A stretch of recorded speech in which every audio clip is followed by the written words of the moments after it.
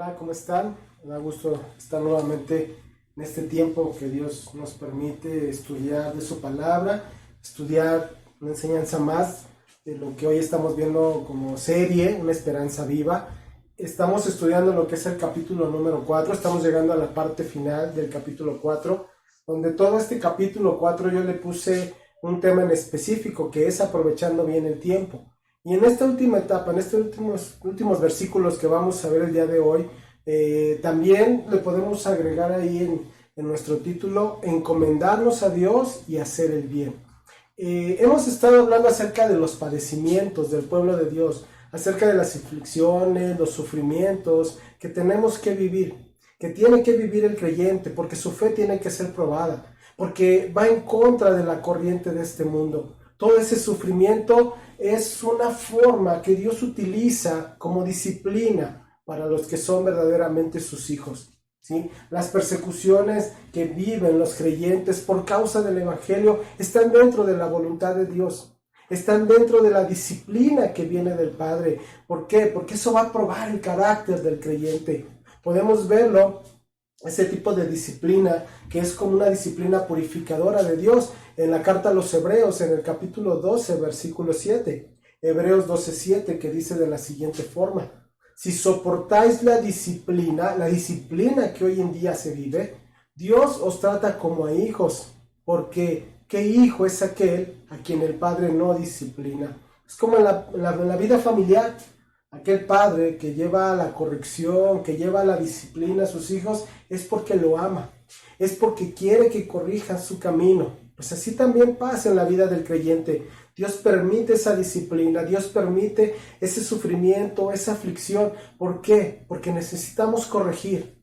La vida cristiana hoy en día, mucha gente la vive de una forma muy simple, de una forma muy sencilla, diciendo, ya me arrepentí, creo en Cristo y ya, me aparto solamente del pecado, ya no peco.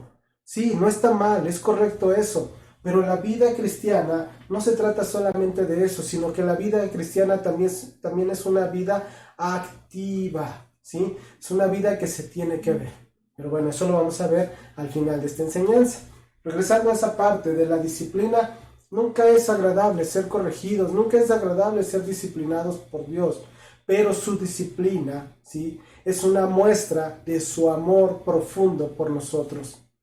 Cuando Dios esté corrigiendo tu vida, hermano, creyente, tómalo como esa prueba de amor de Dios y pídele que te muestre por qué está tratando tu vida, qué está tratando de enseñarte. Eso es lo que tenemos que hacer, porque en lugar de mostrarnos como mártires, es que estoy sufriendo por causa del Evangelio, mejor escudriñemos nuestra vida. Vamos a verlo, lo que dicen nuestros versículos finales del capítulo 4 de la primera carta de Pedro. Vamos al versículo 17. Dice así: porque es tiempo de que el juicio comience por la casa de Dios. Es tiempo. Aquí esta palabra tiempo está hablando del griego kairos, que se refiere al tiempo de Dios, el tiempo apropiado que viene de parte de Dios. Nosotros podemos pensar que hoy en día lo que se está viviendo en esta pandemia, pues sí, Dios cuida de nosotros, pero también es la oportunidad que Dios toma, es el tiempo oportuno que Dios toma. ¿Para qué? Para ser juzgados, para que seamos escudriñados, para que nuestra vida cristiana sea probada, ¿sí? Él juzga nuestras acciones. Entonces tenemos que pasar este tiempo. Podemos pensar que este tiempo de pandemia es por toda la maldad que existe en el mundo, y sí es cierto, pero también tiene que ver porque la vida del creyente se está volviendo una vida muy simple, una vida donde ya no quieren esforzarse por salir, por estudiar, por llevar el Evangelio a los que no lo han recibido. Así hoy en día se vive el cristianismo. Esta parte de este versículo que estamos estudiando puede ser alusión a lo que dice el libro de Malaquías en el capítulo 3, versículo 1 al 5, donde nos está hablando acerca del juicio que inicia con la llegada del Mesías a los suyos. Vamos a ver Malaquías capítulo 3, versículos 1 al 5. Vamos a leer. Dice: he aquí, yo envío mi mensajero. Estamos hablando de una palabra profética que hacía referencia a nuestro Señor Jesucristo. Dice: el cual preparará el camino delante de mí. Y vendrá súbitamente a su templo el Señor, a quien vosotros buscáis, y el ángel del pacto, a quien deseáis vosotros. He aquí viene, ha dicho Jehová de los ejércitos. ¿Y quién podrá soportar el tiempo de su venida? ¿O quién podrá estar en pie cuando Él se manifieste? Porque Él es como fuego purificador y como jabón de lavadores. Fíjate cómo dice que la venida de ese Mesías va a ser ese fuego purificador. Ese pueblo tenía que pasar por ese fuego para ser purificado, para ser lavado. Dice el versículo 3, y se sentará para afinar y limpiar la plata. Porque limpiará a los hijos de Leví, los afinará como a oro y como a plata, y traerán a Jehová ofrenda en justicia. O sea, esa prueba, ese fuego los iba a limpiar para que cuando se presentaran delante de su Dios, presentaran una ofrenda justa, una ofrenda en justicia, dice aquí. Versículo 4, y será grata a Jehová la ofrenda de Judá y de Jerusalén, como en los días pasados y como en los años antiguos. Y vendré a vosotros para el juicio, y seré pronto testigo contra los hechiceros y adúlteros, contra los que juran mentira, y los que defraudan en su salario al jornalero, a la viuda y al huérfano, y los que hacen injusticia al extranjero, no teniendo temor de mí, dice Jehová de los ejércitos. Vendré a juicio, vendré a juicio contra todos aquellos que hicieran el mal. Y estamos hablando de su pueblo, ese pueblo escogido. Iba a venir ese juicio, ¿sí? Vendría juicio en ese tiempo, en esa época para su pueblo. Hoy en día para su iglesia también tiene que venir juicio. Hay entre el pueblo de Dios, hay dentro de la iglesia de Cristo pecadores que no se han arrepentido, que piensan que pueden seguir pecando y no les va a pasar nada. Déjame decirte que no es así. Por eso el juicio comienza desde la casa de Dios. Su única esperanza de esos creyentes que no se han arrepentido, ¿sí?, es encomendarse al carácter inmutable de Dios, arrepentirse de todos sus pecados, porque el juicio de Dios comienza por su casa. Lo vemos también en lo que dice el libro de Zacarías, capítulo 13, versículos 7 al 9. Zacarías 13, versículos 7 al 9, dice: levántate, oh espada, contra el pastor y contra el hombre, compañero mío, dice Jehová de los ejércitos. Hiere al pastor y serán dispersadas las ovejas, y haré volver mi mano contra los pequeñitos. Y acontecerá en toda la tierra, dice Jehová, que las 2/3 partes serán cortadas en ella, y se perderán, mas la tercera quedará en ella. Y meteré en el fuego a la 3/3 parte, y los fundiré como se funde la plata, y los probaré como se prueba el oro. Él invocará mi nombre, y yo lo oiré, y diré: pueblo mío. Y él dirá: Jehová es mi Dios. Lo que Dios está utilizando hoy en día, en primer lugar, para la familia de Dios, para la iglesia de Cristo, ¿sí?, es una forma de disciplina, ¿sí?, para la iglesia. La casa de Dios se refiere a la iglesia, y la iglesia está sufriendo.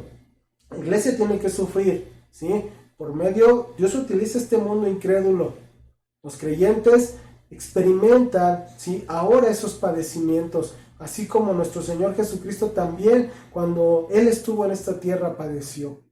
Entonces, es necesario que hoy lo que se está viviendo, ¿sí?, es necesario para la vida de la iglesia, para que la iglesia despierte de ese letargo y se levante con fuerzas, no rebelándose, porque no se trata de rebelarse contra las autoridades. Es que nos mandaron a confinar, pero yo abro, no me importa lo que diga la autoridad. No, así no es. Nosotros somos obedientes, obedecemos lo que llaman las autoridades. Pero en el tiempo que nos permitan otra vez reunirnos de forma presencial, saldremos a predicar el Evangelio. Y saldremos con ese deseo, con esas ganas, ¿sí?, de llevar el Evangelio a los que lo necesitan. Así es, y por eso Dios nos da estas cápsulas, estas enseñanzas. Porque ahorita no podemos salir, pero en su momento saldremos a predicar el Evangelio. Dice nuestro versículo más adelante: y si primero comienza por nosotros, ¿cuál será el fin de aquellos que no obedecen el Evangelio de Dios? Si el creyente hoy en día sufre, está siendo afligido por causa de su fe, ¿Qué le esperará a aquellos que no obedecen al Evangelio de Dios? ¿Qué les espera a aquellos que no creen, a aquellos que viven rebeldes hacia las cosas de Dios? El creyente padece ahora ese sufrimiento. ¿Qué le espera a los inconversos, a los incrédulos, a los que no quieren saber de Dios? Dios utiliza esta disciplina dura para la vida de la iglesia, para la casa de Dios, para afirmarnos en la fe. Dios es duro, Dios es justo con los que son suyos, ¿sí? Y tenemos que pasar esta disciplina. Pero ¿qué pasará con esos rebeldes que no quieren de Dios? Ahorita el juicio, ¿sí?, ha comenzado para la casa de Dios. En un futuro, ¿sí?, al final de los tiempos, ¿sí?, esos que no han querido aceptar, esos que se han rebelado hacia las cosas de Dios, sufrirán un castigo eterno. Castigo de verdad fuerte de parte de Dios. Dios ha enviado un fuego de prueba a sus propios hijos. ¿Qué sucederá con esos pecadores perdidos? Cuando venga el fuego, pero del castigo eterno. Por eso, este tiempo, esta enseñanza nos tiene que llevar a meditar, a reflexionar, creyentes y no creyentes, incrédulos, seguidores de Cristo, los dos extremos. El creyente sufre para vivir de acuerdo a la causa de Cristo, para vivir de acuerdo al sacrificio de Cristo. Los incrédulos, si no se arrepienten, lo único que están haciendo es encender más el fuego de la ira de Dios. Por eso el creyente debe preocuparse por esos pecadores perdidos que no se han arrepentido, para llevarles el Evangelio, para hablarles acerca de ese fuego ardiente que les espera si no se arrepienten. Vamos al versículo número 18. Dice así: y si el justo con dificultad se salva, ¿en dónde aparecerá el impío y el pecador? Aquí hay dos extremos muy importantes, dos puntos muy importantes. Tanto la vida del justo, del creyente, como el impío, el pecador. Dice que el primero, si con dificultad se salva. Esa dificultad, esa palabra dificultad se refiere difícilmente, lo logra, apenas, a duras penas logra esa salvación, logra ser librado de ese castigo eterno. ¿En dónde va a aparecer? ¿Cuál será? ¿Dónde se va a mostrar? ¿Dónde va a ser el límite del impío, del pecador? Esto mismo también lo podemos ver en lo que dice el libro de los Proverbios en el capítulo 11, versículo 31. Proverbios 11:31 dice así: ciertamente el justo será recompensado en la tierra, cuanto más el impío y el pecador. Esto es que, contrario a lo que piensa el mundo, la gente, ¿sí?, piensa que puede pecar y no va a pasar nada. Y no es así, ¿sí? El justo recibe esa recompensa por su fe, pero el impío se le va a castigar por sus pecados. Nadie puede pensar que lo que haga no importa, no pasa nada, nadie lo sabrá, o si no los atrapan todo está bien. No es así, ¿sí? Siempre va a haber consecuencia de nuestros actos, justos, injustos, creyentes, no creyentes, siempre hay consecuencia. El mundo le llama karma, nosotros sabemos que es consecuencia de sus actos. El creyente se tiene que esforzar por hacer lo correcto. Dice, y apenas se salva, ¿sí? A duras penas se salva. Esto no está sugiriendo que Dios no sea suficiente o sea demasiado débil como para darnos la salvación. No, Dios es suficiente. Dios salva a las personas. El sacrificio de Cristo es suficiente para la salvación del ser humano. Sino lo que se refiere aquí es que las acciones de los creyentes los puede llevar a apartarse de esa salvación, a abandonar esa salvación. Vamos a ver un ejemplo en la misma Biblia. ¿Se acuerdan de Lot? El justo Lot, que nos habla en la palabra de Dios, que él fue sacado de esa ciudad de Sodoma y Gomorra porque iban a ser destruidos por causa de la maldad. Vamos a ver, la referencia está en Génesis capítulo 19, versículos 15 en adelante. Dios rescató a Lot.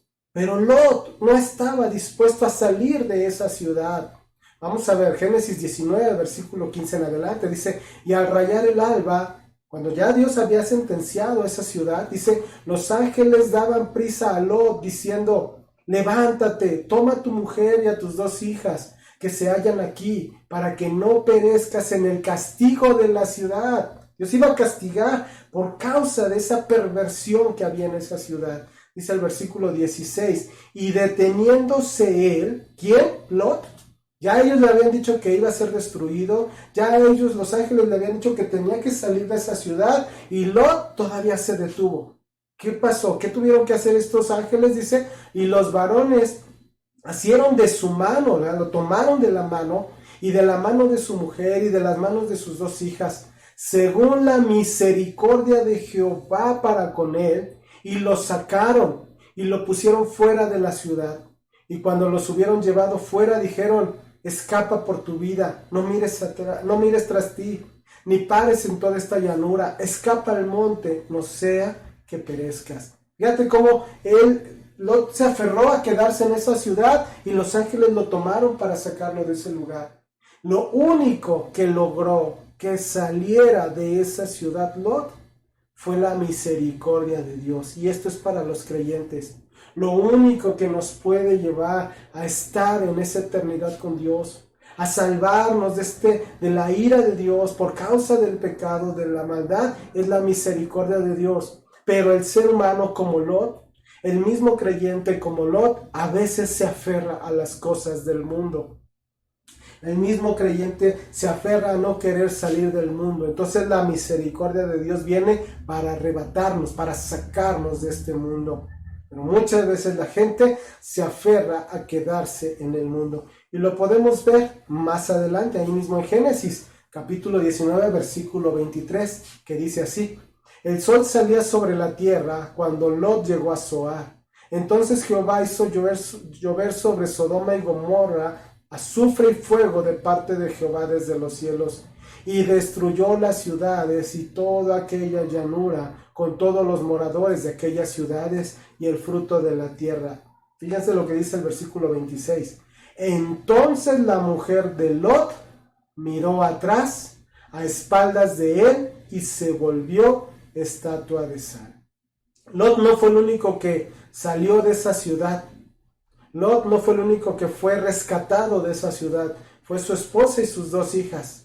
Pero la esposa de Lot volteó hacia la ciudad para ver cómo era destruida, y en ese momento se volvió estatua de sal. ¿Qué es esto?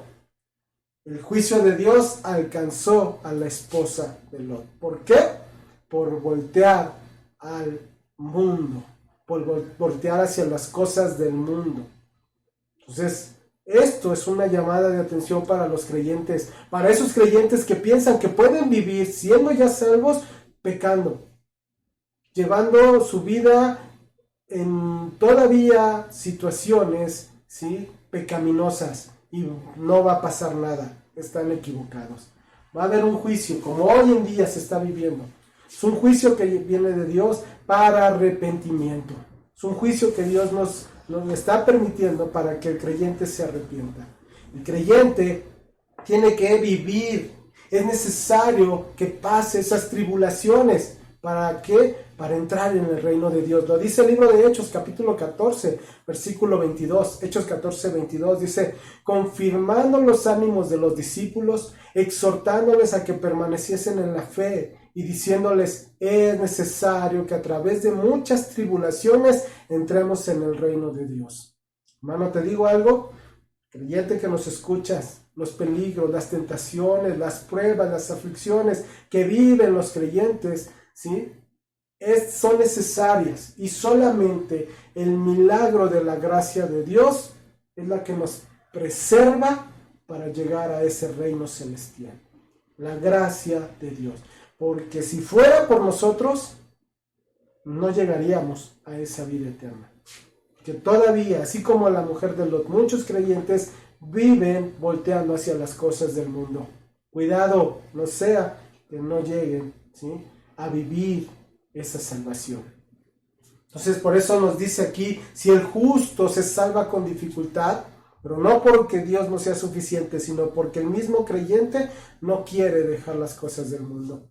Entonces, ¿qué va a pasar con aquellos que son rebeldes a las cosas de Dios? ¿Qué va a pasar con todos aquellos que no han querido saber de Dios? Persona que nos escuches, que no has querido, que has rechazado seguir a Dios, que has rechazado rendir tu vida a Cristo. ¿Qué te puede esperar? Si hoy en día estamos viviendo pruebas, si hoy en día los creyentes viven aflicciones, ¿qué te puede esperar en ese fuego eterno, en ese castigo eterno? Para los creyentes estos son tiempos de oportunidad para dar testimonio de ese amor, mostrar ese amor a los que nos persiguen. Nuestro Señor Jesucristo lo enseñó. En Mateo, en el Evangelio de Mateo, capítulo 5, versículo 43 en adelante, dice: oíste que fue dicho, amarás a tu prójimo y aborrecerás a tu enemigo. Pero yo os digo, amad a vuestros enemigos, bendecid a los que os maldicen, haced bien a los que os aborrecen, y orad por los que os ultrajan y os persiguen, para que seáis hijos de vuestro Padre que está en los cielos, que hace salir su sol sobre malos y buenos, y que hace llover sobre justos e injustos. Porque si amas a los que os aman, ¿qué recompensa tendréis? ¿No hacen también lo mismo los publicanos? Y si saludáis a vuestros hermanos solamente, ¿qué hacéis de más? ¿No hacen también así los gentiles? Sed pues vosotros perfectos, como vuestro Padre que está en los cielos es perfecto. Esta es una llamada a todos los creyentes que están sufriendo aflicción o persecución por causa de su fe, a que muestren ese amor a esos que los persiguen o los ultrajan, y entonces sean salvados por causa de esa fe. El creyente no trata de vengarse, no trata de provocarle un daño, más bien ora, ¿sí? Y trata de conducirlos a Jesucristo. Ese es el llamado para los creyentes. Ahora, el versículo 19 con el que vamos a terminar nos da un resumen de cuál debe ser nuestra actitud ante el sufrimiento, ante la aflicción. Vamos a leerlo. Primera carta de Pedro 4:19. De modo que los que padecen según la voluntad de Dios encomienden sus almas al fiel Creador. Dice, de modo que los que padecen, ¿sí? Los que pasan esa aflicción, esa persecución, dice, pero según la voluntad de Dios, no por causa del pecado, no por causa de la desobediencia, sino de acuerdo a la voluntad, a los propósitos de Dios, a lo que le agrada a Dios. ¿Sí? Dice, encomienden sus almas al fiel Creador. Encomendar quiere decir como un depósito, como presentar un depósito de sus almas al Creador, al fiel Creador, al confiable, al digno de confianza, Creador de todas las cosas. Esto es una necesidad continua de confiar en Dios, encomendarlos al cuidado de Dios, ¿sí? Cuando dice encomienden, hace referencia como alguien que deposita algo para guardarlo seguro. Tu alma, tú la depositas en las manos de Dios, porque sabes y tienes la seguridad que Él va a cuidar de ti. Él te tiene, ¿sí? una recompensa por estar en sus manos, por hacer lo correcto. Vamos a ver lo que dice la segunda carta a Timoteo, capítulo 1, versículo 12. Segunda carta a Timoteo 1:12 dice, por lo cual asimismo padezco esto, pero no me avergüenzo, porque yo sé a quién he creído y estoy seguro que es poderoso para guardar mi depósito para aquel día. Estamos seguros que las promesas que hemos recibido de Dios, de que estaremos con Él en esa eternidad, son seguras. Somos valiosos para Dios. Él nos hizo. Él es el Creador. Él nos redimió. Él vive en nosotros, nos guarda y nos protege.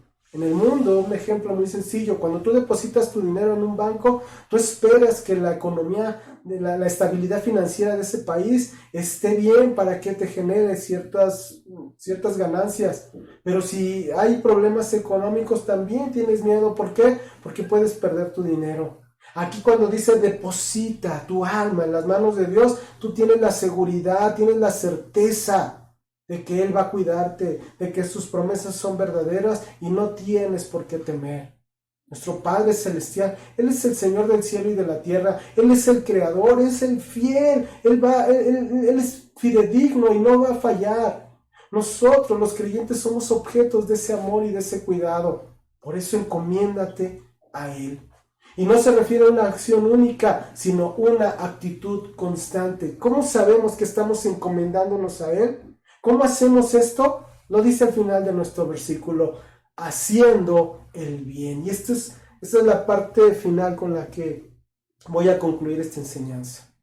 Implica una acción. Yo les decía al principio, hay creyentes que viven solamente pensando, no voy a pecar y ya, eso es todo lo que tengo que hacer. Y no es así.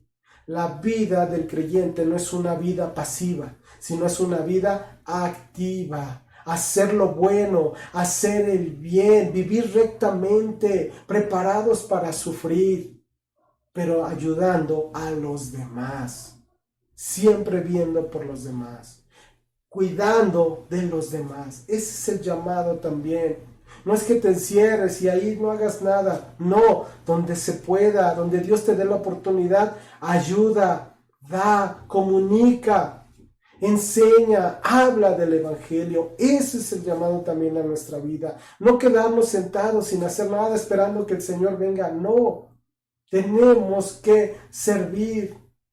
Tenemos que encomendarnos, ponernos en las manos de Dios y servir a los demás. Ojo, no estoy diciendo que salgamos de forma imprudente. En estos tiempos difíciles de pandemia, salgamos de una forma imprudente a hacer lo que sea. No, porque esto que se está viviendo hoy en día es algo real y puede contagiar, puede dañarnos.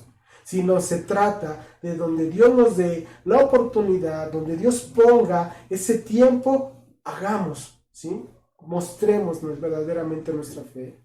Si tienes personas a las cuales les tienes que predicar por medio de una llamada telefónica, por medio de un video, de una cápsula como las que estamos teniendo en el día en todos los días de la semana, hazlo.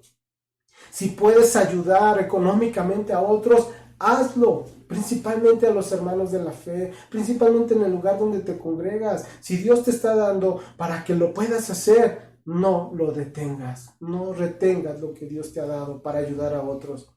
Esa es una forma en que nosotros mostramos verdaderamente nuestra vida cristiana, haciendo el bien. Cuidándonos de nosotros, cuidando nosotros mismos nuestra vida, nuestra salud, pero ayudando a otros. No podemos temer nada si estamos en la voluntad de Dios. Nuestro fiel Padre Creador nos hará salir victoriosos, cuidándonos, ayudándonos, viendo por otros. Muchas gracias, hermanos. Gracias a Dios por sus vidas. Gracias por seguir escuchando estas enseñanzas. Las enseñanzas de los diferentes pastores son buenas, son necesarias para nuestro crecimiento, nuestra formación, ¿sí? Cuídense mucho y si Dios permite, nos vemos dentro de 8 días con otra pequeña enseñanza. Muchas gracias. Dios les bendiga.